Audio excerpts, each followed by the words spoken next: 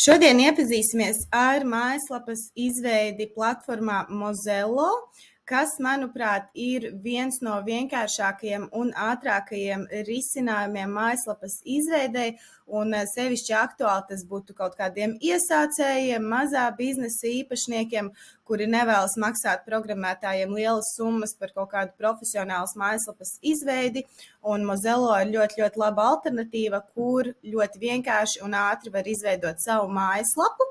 Vienīgais nosacītais mīnus Mozello platformai ir tas, ka ja tu vēlies šo te savu individuālo domēna nosaukumu saslēgt ar šo mājaslapu, tad tur būs ikmēneša maksājums, bet šī maksa 8 eiro mēnesī ir, ja mēs maksājam uzreiz uz gadu, ja mēs maksājam rekur pa ceturkšņiem, tad ir 10 eiro mēnesī.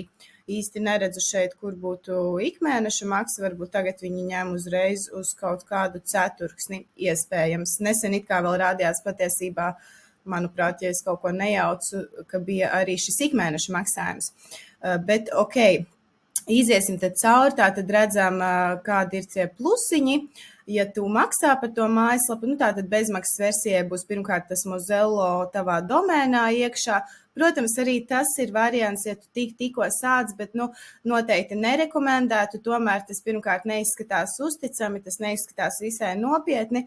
Un pat arī skatījos vienu Mozello lapu, kur visu laiku apakšā rādījās tā kā Mozello reklāmiņa šajā bezmaksas versijā. Un tas ir ļoti, ļoti nepatīkami lietotājiem, tā kā uzmācīgi, un no mobilās versijas vispār tas izskatās ļoti traucējoši, un tas var patiesībā pasliktināt tās mājaslapas rezultātus. Protams, šajā dārgākajā versijā tur ir visvairāk lietas iekļautas, to var katrs individuāli salīdzināt, piemēram, rekur customizable checkout form, tātad, ka šo checkout, jo tev ir internet veikals, ka tu vari kaut kādā veidā customizēt, bet šajā vidējā versijā tas nav produktu imports, eksports, tātad tas vairāk būtu kaut kādiem internetu veikaliem šī pēdējā Premium Plus versija, bet Premium tātad, kā skatījāmies 10 eiro mēnesī pa ceturksni, un tad arī apskatīsim, kā tad mēs varam ļoti viegli un ātri uztaisīt mājaslapu Mozello. Tātad ievedam savu e-pastu. Te varam atzīmēt, kāda tipa mājaslapu mēs vēlamies veidot, vai tā ir parasta mājaslapa, vai tas ir internetu veikals vai blogs. Tātad visaktuālāk jums visticamāk būtu mājaslapa vai internetu veikals, bet šodien apskatīsim šo te vienkāršāko versiju, kas ir mājaslapa, un spiežam izveidot mājaslapu. Ok, esam tikuši līdz mājaslapas izveidei, un tad mums ir jāizvēlās nosaukums. Liksim nosaukumā vienkārši testa lapa. Piekrītam noteikumiem un spiežam gatavs. Tātad šeit mums ir daudz dažādi tā saucamie templēti. Latviešu valodā tātad varam saukt tās par veidnēm, kas jau ir gatavas sagataves mājaslapai. Tas jums ļoti, ļoti atvieglos visu mājaslapas izveides procesu. Tā apskatīsimies, ko mēs te varētu paņemt. Paņemsim šo, piemēram. Tātad izvēlamies šo te templētu, un mums jau ir gatavs viss mājaslapas pamats. Un viss, kas mums ir jādara, principā ir jāsamaina teksti uz sev vēlamajiem. Es pagaidām salikšu kaut kādus testa tekstus.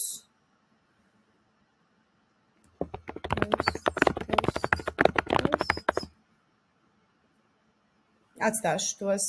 Tā, te varam ielikt, piemēram, kaut kādas pogas, apskatīt pakalpojumus. Pieņemsim, ka tas ir kaut kāds pakalpojuma sniedzējs. Un šeit varam ielikt, piemēram, pieteikt konsultāciju. Tātad 2 pogas. Vispār no UX, User Experience, jeb lietotāja pieredzes viedokļa, nav labākā praksa likt 2 pogas, bet tā kā šajā sagatavē ir 2 pogas, tad es arī atstāšu pagaidām 2 pogas. Tā, te, protams, varam samainīt visus tekstiņus, uz kādiem vajag. Tātad viņš tu nomainīja to izmēru, kāpēc. Interesanti.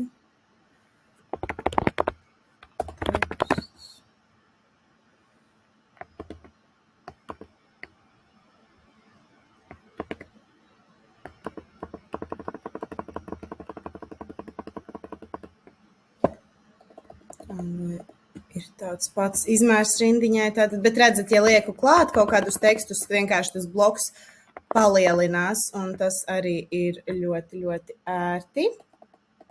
Tātad šo vislabāk droši vien nodzēst un rakstīt par jaunu, citādi tur ir kaut kāds gļuks. Nu, šādā veidā vienkārši samainam tekstiņus viscaur mājaslapai. Tā, un šeit ar šo te zilo pogu mēs varam pievienot satura blokus, ja mums ir nepieciešami vēl kaut kādi satura bloki. Vai arī, ja mēs vēlamies dzēst, piemēram, kaut kādu bloku, tad rekur ir labajā pusītē šādas te iespējas. Pirmkārt, mēs varam pabīdīt uz leju tos blokus. Ja mums ir nepieciešamība lūk šādi, mēs varam pabīdīt uz leju, uz augšu, un mēs varam arī izdzēst. Mēs varam izdzēst, ja mums tur ir kaut kas liekas tajā sagatavē. Tā kā izdzēst to vienu bloku. Tāpat mums ir lūk rekur settingu, jeb iestatījumu iespējas, kur mēs varam samainīt pamatā visas svarīgākās lietiņas, ko mums tur vajadzētu samainīt. Mēs varam nomainīt krāsu, te pa kreisi var samainīt arī krāsas. Tātad lūk ir ļoti daudz dažādas variācijas, ko mēs varam izvēlēties un piemeklēt savam zīmolam piemērotāko. Varam arī paņemt jau detalizētāk un šeit samainīt visām niansītēm kaut kādas krāsiņas, kādas vien mums tīk. Tā, paņemsim kaut ko līdzīgu. Nepaņemsim štādu. Tātad, un tad attiecīgi viņš nomaina uzreiz šīs te krāsiņas visā mājaslapā uz šo te, ko jūs esat izvēlējušies. Paņemsim kaut ko spilgtāk. Nu, piemēram, šāds uzreiz tā tad izskatās pavisam citādāk. Tad mēs varam pie iestatījumiem nomainīt arī saturam pašam krāsu. Nu, protams, skatāmies, lai viņš ir viegli izlasāms, varam uzlikt gaišu un tumšu. Tātad gaišu fonu, tumšu krāsu vai tumšu fonu, gaišu krāsu tekstam. Varam izvēlēties, kāds būs bloka augstums, tātad SML vai XL izmēriņi. Vienīgais, kas man šeit nepatīk, ka nevar tā kā gluži vēl lielāku vai vēl mazāku uztaisīt, tātad var izmantot tikai šīs te opcijas. Un tāpat arī ar platumu, tātad tas mums ir šīs bloks. Un tātad arī platumu mēs varam nomainīt, kādu mēs vēlamies. Mēs varam uzlikt, lai tas fona attēls, piemēram, redzat, kā tagad viņš ir fiksēts. Piemēram, šis iet līdzi, kad jūs scrollojat, savukārt šeit foniņā viņš ir fiksēts. To mēs rekur varam uzlikt, vai ir fiksēts vai nav. Tātad redzat, tagad vairs nav fiksēts. Tad varam uzlikt pogas, primārā poga, sekundārā poga. Protams, var atstāt divas pogas, bet, kā es teicu, ja gribās tiešām tā no tā lietotāja pieredzes viedokļa, tad vislabāk ir tomēr kaut kāda viena poga, jo, ja ir divas izvēles, nereti cilvēki var neizvēlēties nevienu, pat tā vismaz rāda atsevišķi pētījumi. Tad rekur ir arī opcija tātad fona attēlam, kur mēs varam tātad lūk šeit settingi atkal fona attēls, un mēs varam nomainīt jebkādu mums nepieciešamo fona attēlu un uzlikt jebkādu bildīti, ko mēs vēlamies uzlikt lūk šeit. Tad mums ir iespēja arī mainīt izkārtojumu, tātad diezgan plašas tās iespējas, un tātad rekur, piemēram, varam uzlikt šādi. Uzreiz atkal pilnīgi cits izskats ir. Varam uzlikt šādi, tātad pa kreisi, pa labi, pa vidu, pa visu attēlu, kā viens sirds vēlas, tātad to mēs varam izdarīt.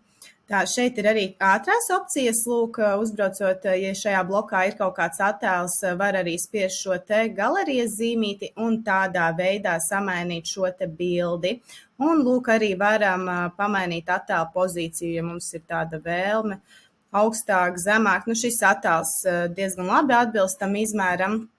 Tāpēc tur neko daudz tas nemaina, bet atsevišķos gadījumos, ja tās varbūt ir ļoti vertikālā formātā, tad to gan var pielāgot un pamainīt. Un kas ir ļoti forši, uzreiz varam arī lūk pa labi mobilajai versijai pamainīt tā, kā mums vajag.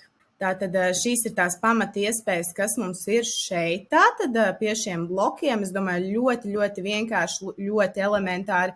Un principā, ja jūs piešaujaties tam, jūs varat ļoti ātrā laikā visu sagatavot, ja jums ir gatavi mājaslapas teksti, jums ir izdomātas krāsas, jums ir sagatavotas bildes, jums ir labas tehniskās iemaņas, jūs šo visu varat paveikt ļoti, ļoti ātri un aiztaupīt savam biznesam daudzas izmaksas, algojot atsevišķi kaut kādu programmētāju.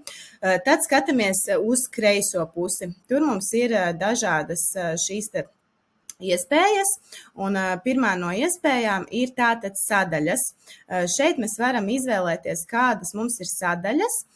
Mēs varam pabīdīt, tātad pamainīt šo te izkārtojumu. Labi, sākums tur sākumā, protams, piemēram, varam jātur par mums beigās, varam arī izdzēst kaut kādas sadaļas, piemēram, izdzēsīsim pagaidām jaunumus, ja mums ir, piemēram, pakalpojumi vai tikpat labi tās preces, mēs varam salikt apakšsadaļas, vienalga, vai tā ir kaut kāda parastā teksta lapa, vai tas ir katalogs, paņemsim, piemēram, katalogu.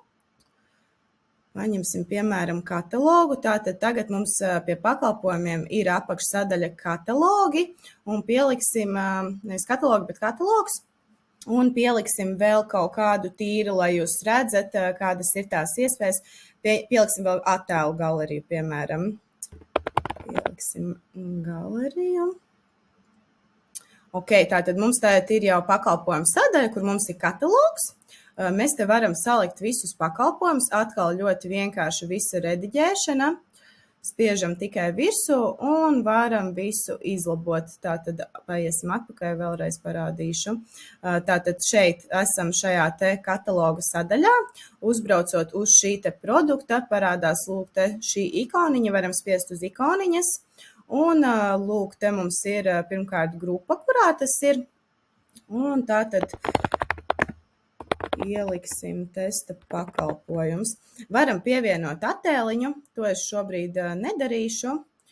Tas arī ir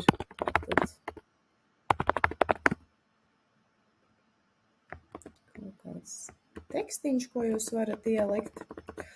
Tekstu arī jūs varat pamainīt, tātad, produktiem tur ar šiem te virsrakstiem nevajag aizrauties, tas būs vairāk aktuāli kaut kādām citām mājaslapas sadaļām, bloga rakstiem un tā tālāk. Produktu aprakstiem ar šo baigi nevajadzētu aizrauties, bet, lūk, te ir arī kaut kādas citas opcijas, stila opcijas, bet, arī vienmēr atceraties mājaslapās patiesībā, jo vienkāršāk, jo labāk, jo tā informācija ir jābūt viegli uztveramai, bet tātad, citāts atkal var kaut kādā bloga rakstā noderēt, bet, pie produkta nē. Var uzlikt arī lielāku tekstiņu, ja ir vēlme, ka tas teksts ir lielāks un labāk salasāms.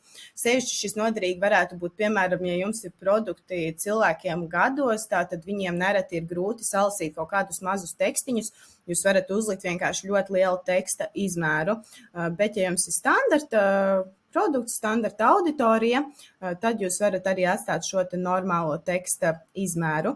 Tātad standarta iespējas centrēt, kā vajag boldēt, kursīvā, apakšsvītra, bet to visu arī nevajadzētu tur ļoti ar to visu aizrauties. Interneta vidē pieņemts līdzināt ir tekstus pēc kreisās malas. Cilvēki, kuri ir tikko no augstskolas atnākuši, ļoti bieži mēdz līdzināt visu pēc abām malām. Tā gan nedaram. Interneta vidē tekstu līdzinam pēc kreisās maliņas. Te vēl kaut kādas iespējas bildītas pielikt, pogu, lūk, var ievietot, ja vajag, bet to arī, es domāju, šobrīd mēs nedarīsim.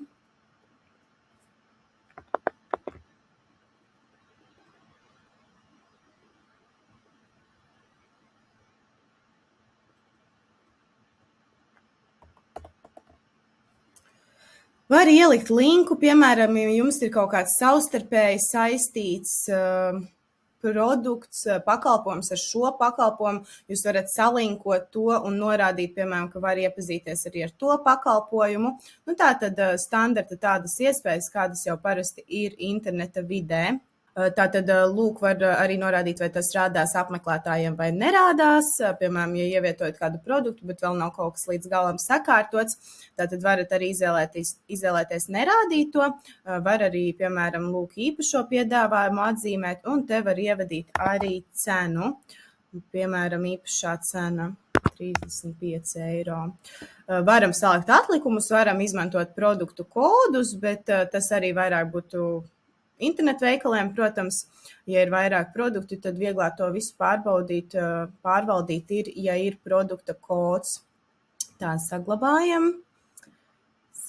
Nu, lūk, un te var redzēt, ka viņš tā tad ir uzlicis to kā atlaidīti. Paskatīsimies, kā tas šeit izskatās. Tātad šādi tas izskatās vecā cena, jaunā cena. Tā īpašais piedāvājums, te mums rādās, varam arī uzspiest uz visiem produktiem. Šeit varam dzēst nost, ja vajag, varam ielikt informācija par produktu. Šeit varam skatīties, vai gribam, lai tur paliek tie visi produkti, vai negribam.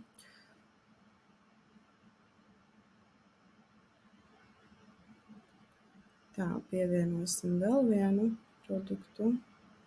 Pievienosim jaunu grupu.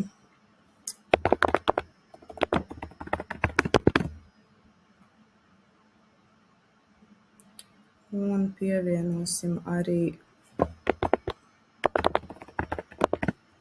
šai grupai produktu.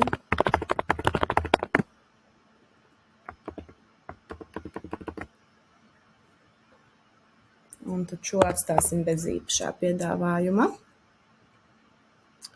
Tā, ok. Tātad, lūk, mums ir jau 2 produkti ielikti. Informācija par produktu te nederēs, tas būs te jāliek informācija. Atkal viņš jādzēš nost, citādāk viņš tur sajiet viss tajā lielajā izmērā par produktu. Un atkal tātad testa tekstiņš. Varam atvērt, piemēram, tieši atsevišķi īpašos piedāvājumus, varam uzspiest visi produkti, tad te būtu jāliek visi pakalpojumi. Pieņemot, ka mums ir kaut kāds pakalpojums. Tad, ok, visi pakalpojumi. Tā, kur varam nomainīt nosaukumiņu. Visi pakalpojumi. Ok, visi pakalpojumi. No, labi, šeit uzliksim mūsu pakalpojumi. Ok, informācija par šo principā mēs pat šai sadaļai varam arī izdzēst, ja mums nevajag. Mūsu pakalpojumi, visi pakalpojumi, īpašais piedāvājums un, piemēram, kaut kāda konkrēta pakalpojuma grupa, piemēram, konsultācijas atsevišķi. Tur, piemēram, varbūt kaut kādi jūsu pakalpojumi salikti, sociālo mediju uzturēšana, reklāmu pārvaldīšana. Un tad ir atsevišķi, piemēram, kaut kādas konsultācijas, un tad tur ir kaut kādas konsultācijas, pēc tur 1 stundas konsultācijas 100 eiro, 2 stundu konsultācija 150 eiro, kā piemērs. Tad, lūk, īpašais piedāvājums, atkal aizējam uz visi, un atkal esam atpakaļ šeit. Tātad varam šeit visu salikt, kā mums ir vajadzīgs. Tā, tad var rekur atkal uzspiežot uz šīs iestatījumu ikoniņas. Varam atkal kaut kādus šos iestatījumus pamainīt, tad, piemēram, rādīt navigāciju. Šo es ieteiktu, tāpēc, ka tas klientam var atvieglot arī to mājaslapas pārskatīšanu. Tā te mums vēl ir filtriņi, bet tas ir tikai Premium Plus, tātad to neņemsim. Iespējot kārtošanu, tas arī noteikti būtu ieteicams sevišķi, ja ir vairāki šie te pakalpojumi, vairāki produkti. Cilvēki var gribēt aplūkot, piemēram, kas ir jaunākie, kas ir lētākie, kas ir dārgākie, tā kā to arī principā var atstāt. Meklēšanas lauks arī tikai Premium Plus. Tad par pogām arī rekur var nomainīt podziņas, tātad, ka ir poga vai nav poga. Es domāju, ka foršāk ir, ka ir poga, tātad uzreiz ir call to action, jeb aicinājums uz darbību, un cilvēks var ļoti viegli ievietot uzreiz grozā. Šī B poga man nevisai patika, jo labi neizceļās, call to action pogām tomēr jāizceļās diezgan labi, tad es atstāšu šo te pogu. Tā, tad mums ir kataloga izkārtojumi. Paskatīsimies, kādi mums te ir. Nu, mums jau tagad nav tik daudz tie produkti tur salikti, bet, nu, paņemsim kaut kādu, piemēram, ko viņš šeit iedod. Tad viņš šādi uztaisa. Nu jā, tāds garāks. Es īstenībā šis man nepatīk, jo viņš aizņem pārāk lielu laukumu, un kas ir vēl svarīgi veidojot mājaslapu, ka vienā šādā atvērumā mēs redzam pilnvērtīgi daudz informāciju. Šeit mēs, piemēram, pat neredzam tās pogas apakšā. Jā, šis man nepatīk. Es ņemšu tomēr mazos lodziņus. Tā, es ņēmu mazos lodziņus, jā, ok. Tā, tad ir produkta lapas izkārtojums. Tātad, kā mums izskatās tā produkta lapa? Es domāju, ka šis izskatās ok. Pa kreisi tātad mums ir galerija un pa labi aprakstīņš, poga un vēl detalizētāks aprakstīņš. Tā, paņemam atkal produktiņu. Tātad, nu jā, rekuri produkta nosaukums. Tātad attēls nerādās, jo mums nav vienkārši izvietot attēlu, bet tātad rekuri, piemēram, mūsu pakalpojums, cena, iela grozā un tekstiņš. Un pa labi ir šī te navigācija, kur atkal varam aiziet atpakaļ uz kaut kādām citām sadaļām. Es domāju, ka šis izskatās ok. Tā, labi. Tā, un tad mums ir šī te pati sadaļa, ja mēs uzspiežam vienkārši uz pakalpojumu, nevis uz apakšsadaļām, bet uz pakalpojumu, tātad te varam aprakstīt tos savus pakalpojumus, visu izdarīt, kā mums vajag, ar virsrakstiņiem, parastiem tekstiem, kaut kādiem apakšvirsrakstiem. Tātad šī gan būtu tā vieta, kur vajag izmantot šos te arī tātad teksta tipus, tātad virsraksts 2, virsraksts 3 un parastais šis paragrāfs, parastā rindkopa. Tātad tas principā tā arī paredzēts ir, ka mums ir kaut kāds viens galvenais virsraksts, piemēram, digitālā mārketinga pakalpojumi, tad mēs aprakstam, un tad mums ir kaut kādi apakšvirsrakstiņi. Un ja zem tiem apakšvirsrakstiņiem ir vēl kaut kādi apakšvirsrakstiņi, tad mēs varam izvēlēties šo te virsraksts 2. Tā, kaut kā viņš varās ciet, tātad šo te virsraksts, nevis 2, bet 3, jo šis mums ir virsraksts 1, šis ir virsraksts 2, un ja mums tam vēl seko kaut kādi apakšvirsraksti, tad tas būs virsraksts 3. Ok, tā, šis tad mums arī ir, atgriežamies pie sākuma un atgriežamies pie sadaļām. Tātad te mums ir sadaļas, kā jau teicu, var pielikt jebkādas apakšsadaļas, ļoti viegli, ērti, ātri, var izdzēst, ja kaut ko vajag. Tā, rekur arī var pievienot valodas, ja mēs gribam tik, cik opcijas vajag, bet, nu, protams, jārēķinās, ka tur arī būs jāsaliek tekstiņi. Nu, pieliksim, piemēram, angļu valodu. Un tā tad atkal jāpievieno sadaļas būtu, nu, tā tad pieņemsim services. Tātad tur mums būtu šī te pakalpojumu sadaļa. Tad noteikti vajadzētu izmainīt to izvietojumu, lai ir tāds pats kā arī šajā te latviešu valodas lapā. Tur bija pa kreisi. Bet es tādu neredzu. Es redzu šādu 2. Īsti neredzu tādu. Tāpēc, ka kolonu skaits. Ok, te kolonu skaits, rindu skaits varam uzlikt. Pieņemsim tādā veidā. Bet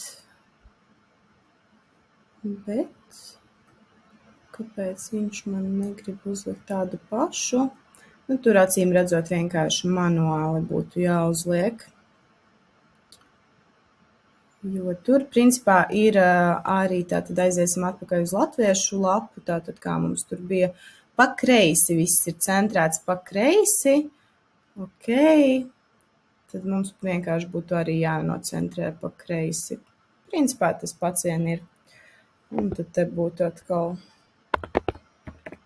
digital marketing services, pieņemsim services 1. Un tad šeit atkal mēs liktu šo te virsraksts 2. Tātad šis mums ir virsraksts 1 un tālāk iet virsraksts 2. Nu, tātad aiz virsraksta 1 vēl sekotu kaut kāds teksts. Tad seko atkal tāpat kā tur apakšvirsrakstiņi tur kaut kādi tekstiņi. Varat vienkārši vadīties pēc tās latviešu lapas un pielāgot, lai viņi izskatās maksimāli tādā pašā izkārtojumā un veidā, kā viņa izskatās latviešu valodas sadaļām. Ok, tātad es domāju par sadaļām skaidrs, viss ļoti elementāri. Nākamais, ejam uz veikalu. Tātad veikals būs, ja jūs tur reāli liekat kaut kādus produktus, tātad preces vai pakalpojumus, bet principā, ja jums mājaslapā nav nekas tāds nepieciešams, protams, ka jūs to varat nedarīt, ja tā ir vizītkartes tipa mājaslapa, kur jūs vienkārši informējat par saviem servisiem, saviem pakalpojumiem, tad jūs to, protams, varat arī nedarīt. Tātad tā ir jūsu brīva izvēle. Te mēs varam nomainīt dizainu uz citu, ja mums tomēr saprotam, ka mums šis dizains nepatīk, varam samainīt arī uz citu dizainu, protams. Bet šobrīd mēs to nedarīsim, vienkārši izējām iepazīstamies ar šīm sadaļām. Kā jau rādīju, tad lūk, zem dizaina arī var samainīt tās krāsiņas, to var izdarīt jebkurā brīdī. Jebkurā brīdī mēs to varam izdarīt. Un ja mūs neapmierina tomēr kāda no tām opcijām, kas tur ir, galīgi mums ir kaut kāda cita zīmola identitāte, nav te vispār tāda krāsu kombinācija, kas ir ļoti, ļoti iespējams, tad lūk, spiežot šeit detalizēti, mēs varam samainīt krāsas manuāli. Tas gan būs mazliet laikietilpīgāk, un jums būs jāsaprot, kura krāsu kombinācija jums izskatīsies labi, bet to arī visu ir iespējams izdarīt. Tā tad atradīsim, piemēram, rekurs spilgti zaļās pogas. Tā aizējām atpakaļ uz dizainu, mainīt krāsas, detalizēti. Tā, un kur ir, piemēram, poga. Un pieņemsim, mums ir zīmola krāsa, tur kaut kāda spilgti, tāda rozīga, violetīga. Samainam, viss ļoti elementāri, bet, protams, arī tad manuāli ir jānomaina visā pārējā mājaslapā. Tātad šeit attiecīgi, lai visi tie elementi ir atbilstoši un saskanīgi. Ok, varam ciet. Tālāk mēs varam samainīt arī fontus, bet, kā teicu, mājaslapām neaizraujieties ar kaut kādiem tur super ekstra fontiem, to noteikti nevajag. Mājaslapai ir jābūt ļoti viegli uztveramai, saprotamai, tekstiem ļoti viegli salasāmiem. Es uzskatu, ka šis fonts ir absolūti ok, bet, protams, jūs varat paeksperimentēt un paskatīties, kurš fonts jums patīk labāk. Šie visi pamata piedāvājumi ir absolūti ok, es domāju. Bet ir arī šeit dažādas citas opcijas. Šis jau izskatās, šis tāds grūtāk salasāms, es teiktu. Šis arī man personīgi nepatīk. Šis ir ok. Man tas quicksand patīk, tas tāds apaļi, tie burti tāds simpātisks. Ok, atstāsim tad quicksand fontiņu. Un paskatīsimies, kādas vēl tad dizaina opcijas, tātad lapas platums.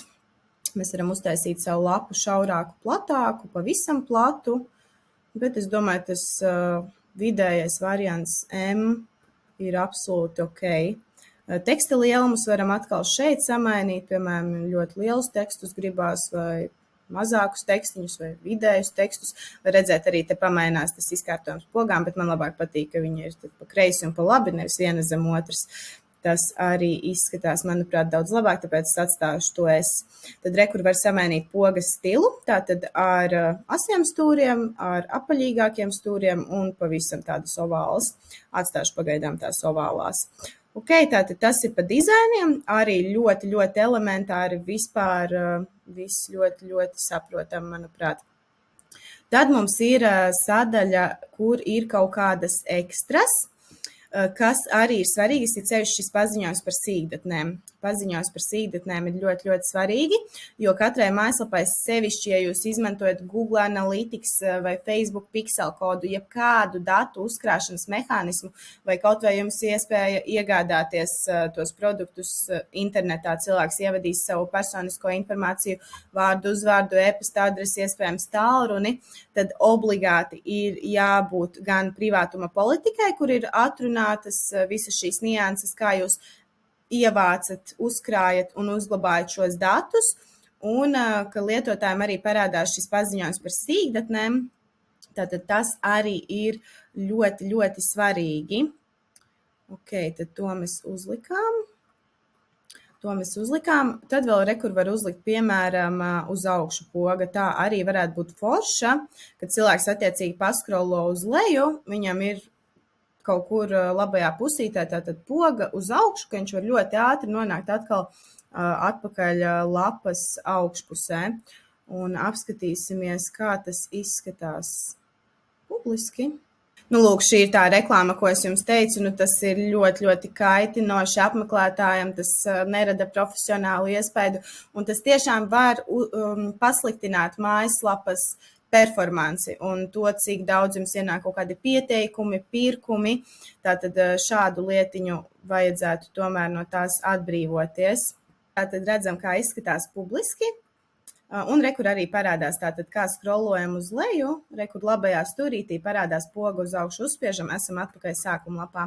Paziņos par sīkdatnēm tagad man nerādās, jo es jau uzspiedu, ka es tā kā piekrītu, domāju, ka tāpēc arī tad nerādās. Ok, esam šeit atpakaļ un principā tie arī ir tie galvenie pamati, ļoti, ļoti, ļoti vienkārši, ļoti elementāri, bet iziesim cauri vēl iestatījumiem, tātad iestatījumus te varat nomainīt mājaslapas vienkārši nosaukumu vai zīmola nosaukumu. Te var nomainīt to tā saucamo faviconu, jeb mājaslapas ikonu. Tātad te varat ielikt kaut kādu savu logo. Tad šeit var ielikt Google Analytics izsekošanas ID kodiņu. Šis arī ļoti, ļoti vienkārši salīdzinot ar kaut kādām citām mājaslapu platformām. Tur tāpat kaut kas vēl jāsaslēdz ir, tad šeit ļoti, ļoti elementāri vienkārši iekopēt Google Analytics šo izsekošanas ID kodiņu, pikseļa ID kodu, un tas ir arī viss. Tātad te var noņemt to Mozello reklāmu, iegādājoties premium abonementu. Tātad tas ir šis te, jau uz gadu ņemat, bet es neiesaku ņemt uz gadu, jo jūs neesat droši, ceļš, ka jums 100% viss izdosies ar to biznesu, un tā neiesaku pirkt uz gadu, kaut vai ir izdevīgāk, paņemat tomēr pa tiem mēnešiem. Tātad iestatījumi kaut kādi, tad kaut kādi papildus HTML kodi, ko te var ielikt, bet tas arī tikai Mozello premium lietotājiem, bet ja jūs esat vienkārši datorprogrammu lietotājs, tad šo jums nevajag izmantot. Pāradresācija var būt liederīga, ja mainīsiet kaut kādas lapas, vecās lapas uz kaut kādām jaunām adresēm. Pieņemsim, kur tas varētu strādāt. Ja jums ir bijis kādreiz sociālajos medijos izvietoti kaut kādi ieraksti, un jūs esat likuši klāt kaut kādu linku, un pēc tam jūs to linku esat izlēmuši nomainīt, tad noteikti vajadzētu uzlikt to pāradresāciju, bet šis tā tad arī, protams, tikai premium abonentiem. Piemēram, WordPressā var uzlikt, ka tas viss notiek automātiski, tad te būtu tas jādara manuāli. Katru reizi, kad mainat kaut kādus linkus, vienkārši uzliekat šo te redirektu, jeb pāradresāciju. Un tad ir veikala iestatījumi, tas tātad atkal, ja liksiet kaut kādus šos te produktus, ko reāli var iegādāties, tad te var visām tehniskajām lietām iziet cauri, tātad valūta, skaitļu formāts, valūtas formāts, svara vienība, tātad jau Latvijā kilogrami noteikti, kas būs kā sākuma lapa, tātad šajā te veikalā. Atlikuma informācija, tātad, ja jums ir kaut kāds noteikts produktu skaits, tad vai cilvēki redzēs to informāciju, cik jums viņi ir palikuši, piemēram, ielikāt, tur norādījāt 100, viens nopirka, tātad paliek 99, vai cilvēki to redzēs, vai viņi to neredzēs. Filtri, bet tas arī abonentam premium, pircēja vecuma pārbaude. Lai iespējot vecuma pārbaudes funkcijas, lūdzu sazinieties ar klientu servisu.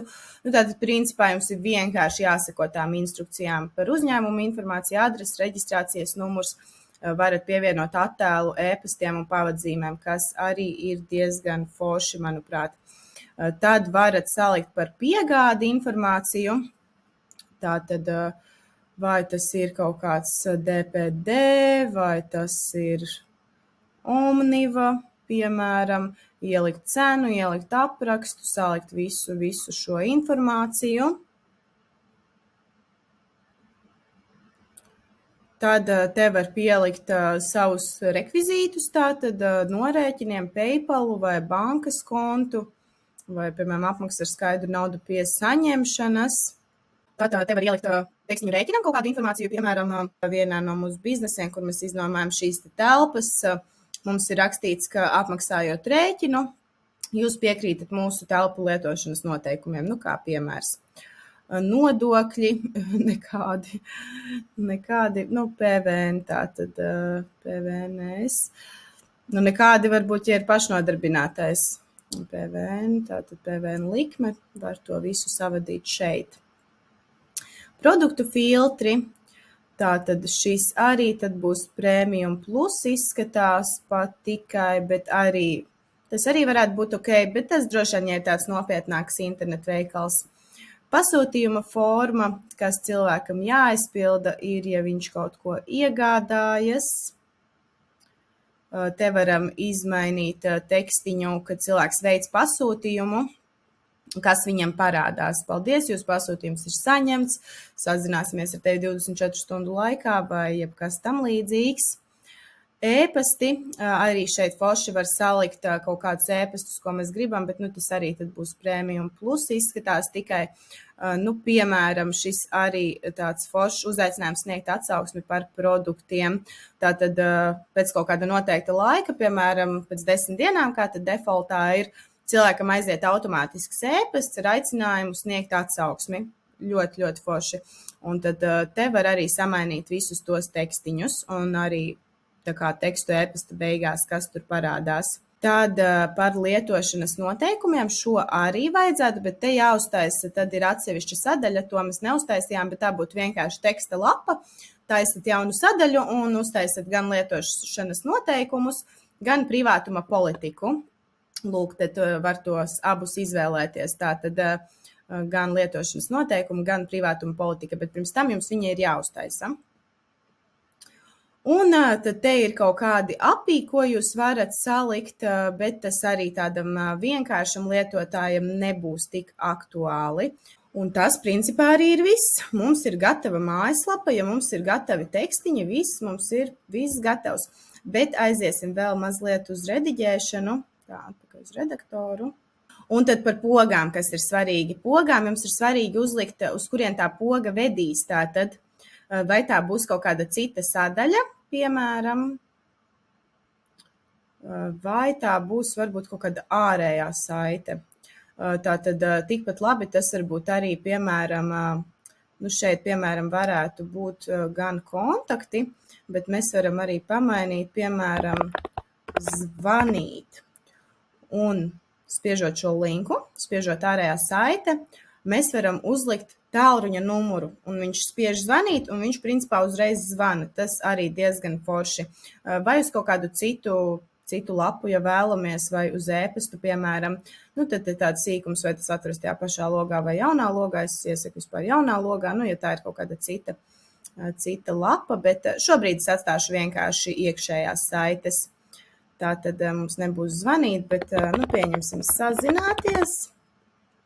sazināties, un tas mums ved uz kontaktu sadaļu, ok, un apskatīt pakalpojumus mums ved uz pakalpojumu sadaļu, ok.